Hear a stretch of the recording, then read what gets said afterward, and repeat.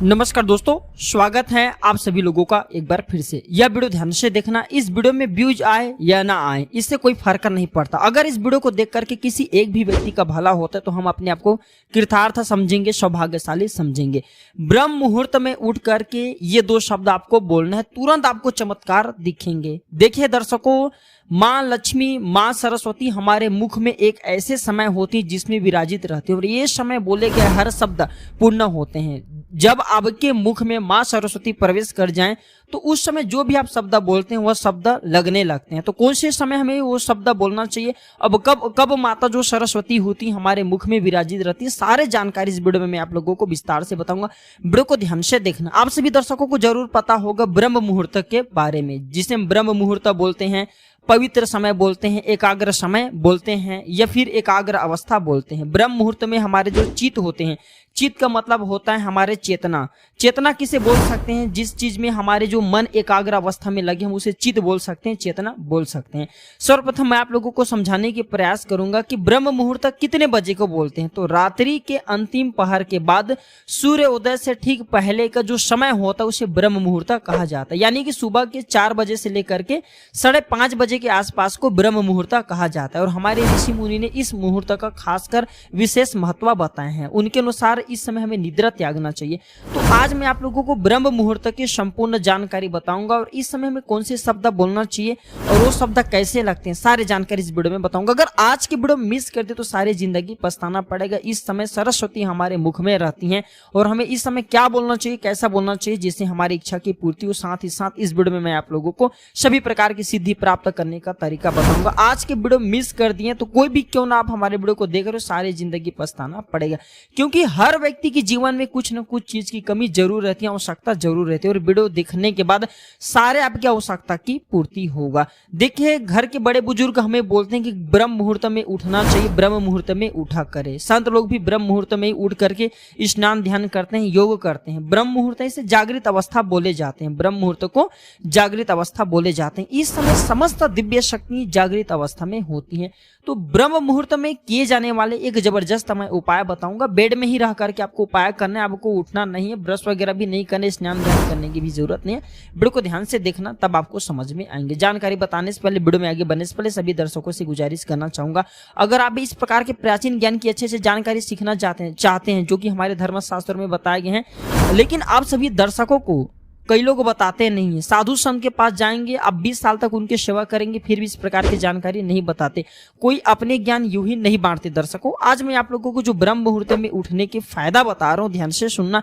ब्रह्म मुहूर्त में उठने समय क्या फायदा मिलते हैं, सर्वप्रथम जानते हैं ब्रह्म मुहूर्त में उठने के फायदा। देखिए, हमारे धर्मशास्त्र कहते हैं ब्रह्म मुहूर्त में अगर कोई भी व्यक्ति उठते हैं तो ऐसे व्यक्ति को सौंदर्य की प्राप्ति होता है, लक्ष्मी की प्राप्ति होता है, बुद्धि की प्राप्ति होती है और जो स्वास्थ्य होते हैं ठीक होते हैं। आपने देखा होगा जब हम डॉक्टर के पास जाते हैं, हमें लंबे समय से कोई बीमारी हो जाती है तो डॉक्टर हमें यह सलाह देते हैं कि आप सुबह उठा करें, थोड़ा बहुत जो है नंगे पैर घास में चला करें। ऐसा क्यों बोलते हैं? क्योंकि जो ब्रह्म मुहूर्त होते हैं इसे जागृत अवस्था बोले जाते हैं। इस समय जो भी कामना करते हैं, जो भी चीजों को सोच करके रखते हैं, चाहे शारीरिक आपकी पीड़ा है, शारीरिक पीड़ा ठीक हो जा करके अब जो है चलना शुरू करते हैं, आपके शारीरिक पीड़ा ठीक हो जाते हैं। इसी समय में बहुत से जो सेना में जाने वाले जो बच्चे होते हैं वो भी तैयारी करते हैं। तो ब्रह्म मुहूर्त एक प्रकार के हम बोल सकते हैं जागृत अवस्था। इस समय हमारी जो चेतना होती है एकदम एकाग्र रहती है।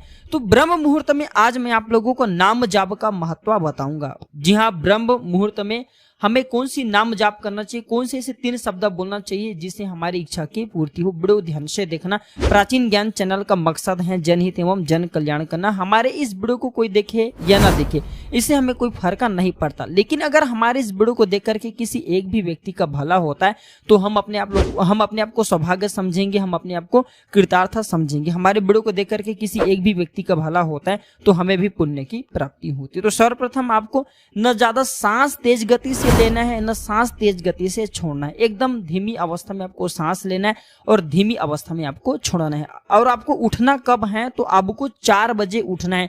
4 से 5:30 बजे के बीच में आपको उठ जाना है और इस अवस्था में आपको बिल्कुल ही आपको योगासन की क्रिया में बैठ जाना है। न आपको सांस तेज गति से लेना है, न सांस आपको तेज गति से छोड़ना है और टाइट कपड़े आपको पहनना नहीं, बिल्कुल एकदम शांत आपको एकांत कमरे में बैठ जाना है। अगर आपके कमरे में कहीं से लाउड स्पीकर का शोर आता है तो आप जो दरवाजा बंद कर दीजिए, बिल्कुल आपको एकांत अवस्था में बैठना और आपको प्राण जाप करना है। प्राण जाप किसे बोल सकते हैं? सांसों के माध्यम से आपको जाप करना है। इसे सर्वोत्तम जाप कहा जाता है क्योंकि श्वासों में परमात्मा स्वयं बैठे हैं और श्वासों के द्वारा उनको अगर आप याद करोगे तो आप जो भी आपकी मनोरथ हैं, जो भी आपके सवाल हैं, जो भी इच्छा, वो परमात्मा तक पहुंचते हैं। तो मैं सारे जानकारी इस वीडियो में आप लोगों को बताऊंगा। नाम जाप के क्या फायदे हैं और हमें कौन सी जाप करना चाहिए, ये भी इस वीडियो में बताऊंगा। देखिए, नाम जाप करने के सर्वप्रथम कुछ फायदे बता देता हूं। तो नाम जाप करने से संपदा शक्ति प्राप्त होती है। कोई भी आप नाम जाप करते हैं तो संपदा शक्ति की प्राप्ति होती है, लेकिन देवी देवताओं के नाम की जाप करना है। लौकिक संपदा में जैसे कि धन में कितनी शक्ति होती है, आपने देखा होगा। आप इससे मिठाई खरीद सकते हैं, मकान खरीद सकते हैं, दुकान खरीद सकते हैं, वस्त्र खरीद सकते हैं, जो भी दुनिया में जो भी चीज आप खरीदना चाहते हैं वह खरीद सकते हैं। तो इस प्रकार के नाम जाप से ही ये सारे सिद्धि प्राप्त होती हैं, यानी कि धन की देवी लक्ष्मी सिद्ध होती है। नाम जाप करने के बाद जो दूसरी शक्ति प्राप्त होती है, भुवन पावनी शक्ति। भुवन पावनी शक्ति किसे बोल सकते हैं? जैसे कि आप जहां भी रहते हैं वहां के वातावरण पवित्र हो जाते हैं। आपने देखा होगा ऐसे संत वातावरण में आते हैं तो जो अपवित्र स्थान होते हैं वो भी पवित्र जैसा लगने लगते हैं। हजारों लोग खींच करके उनके पास में आ जाते हैं। तो ये नाम जाप के प्रभाव के कारण ही होता है। नाम जाप के कारण ही सर्व व्याधि विनाशनी शक्ति प्राप्त होते हैं। जैसे कि कई प्रकार के ऐसे रोग होते हैं ना जो कि असाध्य रोग ठीक नहीं हो पाते, तो नाम जाप करके अगर 21 बार सादे जल में, जो सादे जल का पानी होता है उसमें फूंक मार के पिला दिया जाए तो सर्व प्रकार की जो बीमारी होती है उसे ठीक कर देते हैं। तुलसीदास ने भी अपने रामचरितमानस में कहे कि कलयुग केवल नाम आधारा, जपत नर उतरहि सिंधु पारा। तो कलयुग में केवल नाम जाप का ही प्रभाव है। देखिए, जो नाम जाप होता है ना, इसे आप कहीं पे भी कर सकते हैं, कहीं पे भी चलते चलते नाम जाप कर सकते हैं, लेकिन मंत्र जाप नहीं कर सकते। मंत्र जाप करने का अपने एक नियम होता है, अपने एक अवस्था होता है, इसे पवित्र स्थान पे करना होता है।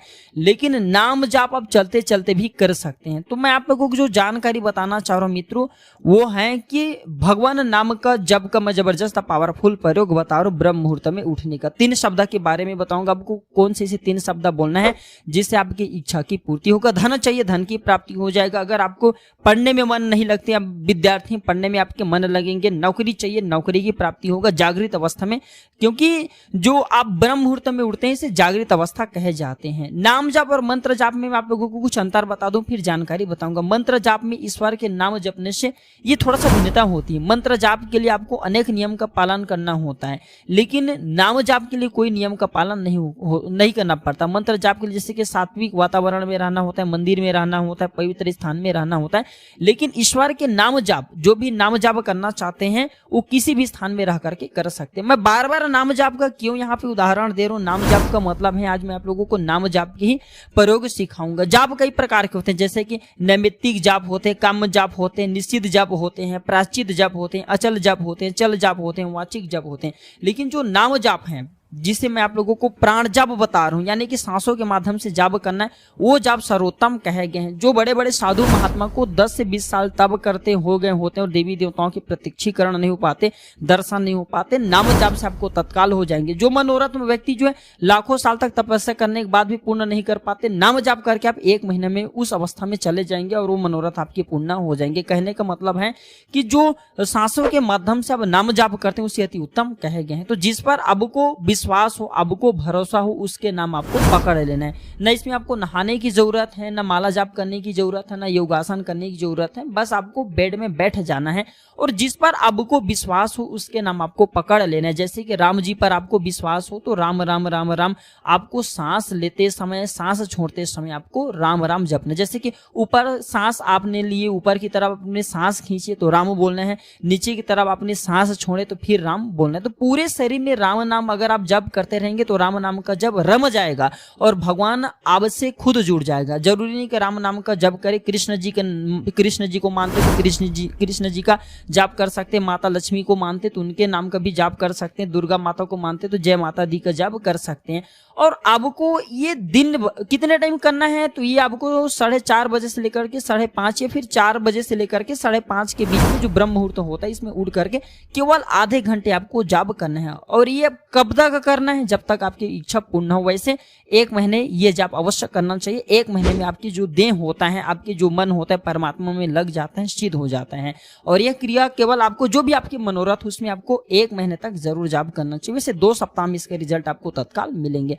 तो आपको बोलना क्या मैं वो शब्द बता रहा हूं जिस शब्द से आपकी गरीबी मिटेंगे, आपकी कंगाली मिटेंगे, या जो भी आपके जीवन में चल रही परेशानी वो परेशानी समाप्त होंगे। तो आपको पहला शब्द बोलना है, ध्यान से सुनिए, से किसी पेन कॉपी में नोट करके रखें। आपको राम नाम की जाप करना है, जो भी आपके देवी देवताओं के प्रति आस्था है उनका नाम का जाप करना है। और मैं जो बता रहा हूं ये शब्द आपको बोलना है। प्रथम शब्द बोलना है कि प्रभु मैं आपके दास हूं। अगर माता है तो बोलना है कि माता मैं आपके दास हूं, मुझ दिनहीन पर कृपा करें, प्रभु मेरे गरीबी को तिनके की तरह मिटा दे। बिल्कुल ही आपको अगर माता है तो बोलना है कि माता मेरे गरीबी को तिनके की तरह मिटा दे।